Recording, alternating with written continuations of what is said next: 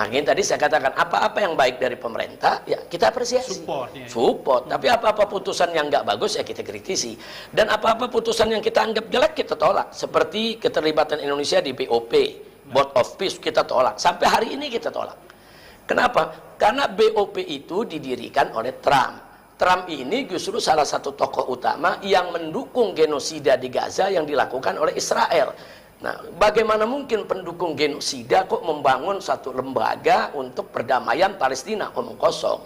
Dari situ aja bisa kita lihat. Udah gitu, pada akhirnya kita lihat sekarang kenyataan BOP ini memang tujuannya yaitu bukan menciptakan perdamaian di Gaza, tapi bagaimana menyerahkan Gaza itu kepada Israel. Nah, mestinya pemerintah Indonesia sudah harus keluar. Karena pemerintah Indonesia ini, masyarakat Indonesia suka atau tidak suka, diakui atau tidak diakui, merupakan negara berpenduduk mayoritas muslim terbesar di dunia. Sehingga di mata dunia Indonesia dianggap representatif mewakili umat Islam di dunia. Nah, sekarang kalau tahu pemerintah Indonesia mendukung BOP, makanya dibangga-banggakan oleh Trump. Bahkan sampai presiden kita fotonya dipajang di Israel. Dianggap apa? Mendukung pembentukan daripada negara Israel.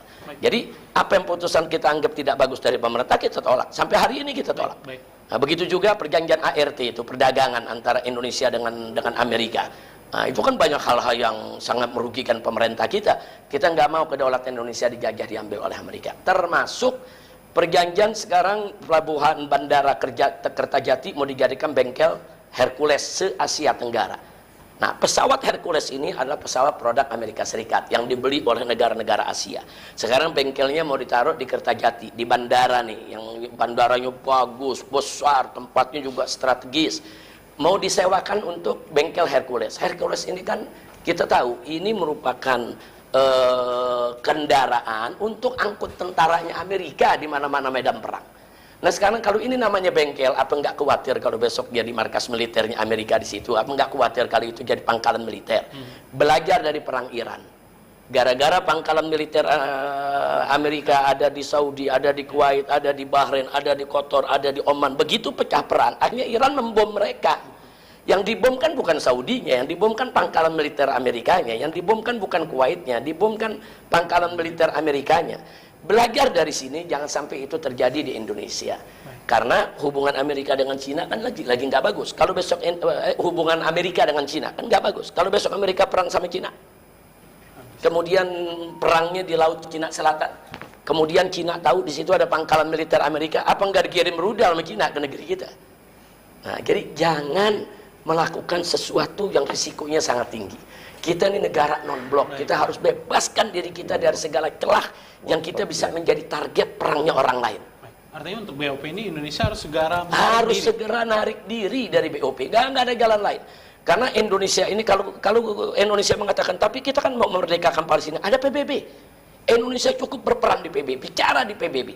Dulu waktu Bu Retno menjadi Menteri Luar Negeri, luar biasa bicaranya di PBB. Suaranya lantang, pemikirannya bagus, idenya cemerlang. Nah, harus seperti itu. Nah, dan presiden bisa bicara itu di PBB.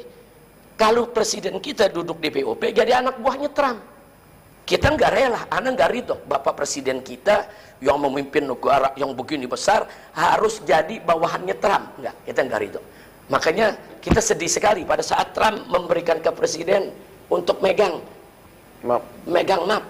Ada urusan apa presiden kita kok jadi kayak ajudannya Trump? Itu kita nggak ridho. Kita pengen presiden kita tuh wibawa, selevel dong, setara dong. Bahkan kalau perlu, andai kata pun presiden harus ikut BOP, mestinya presiden Indonesia yang jadi ketua BOP, yang harus mimpin BOP, yang harus buat programnya. Baru ngaruh ya? Nah, baru ada pengaruh. Kalau cuma jadi antek atau ajudan, sekarang dunia mengatakan Indonesia antek Amerika, apa nggak malu?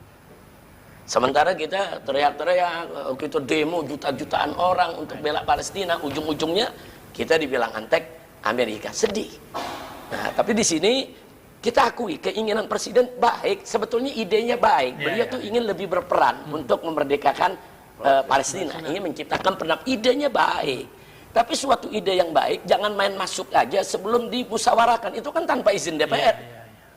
Udah main ikut BOP tanpa izin DPR. Bicara dulu dong dengan DPR. DPR ambil dulu dong pendapat masyarakat. Kan ada dengar pendapat nantinya. Nah, kalau masyarakat menolak jangan. Jadi itu salah satu artinya Putusan sikap presiden yang tidak baik langsung kita tolak. Baik. Putusan presiden yang bermasalah kita nasihati untuk diperbaiki. Keputusan presiden yang sudah baik kita apresiasi. Support. Ya, seperti ada Kementerian Haji sekarang, ada pesantren, ya kan. Kemudian isu-isu teroris tuh nggak ada rencana pembangunan kampung haji di mana namanya itu keputusan bagus. Baik. Kita dukung, kita apresiasi.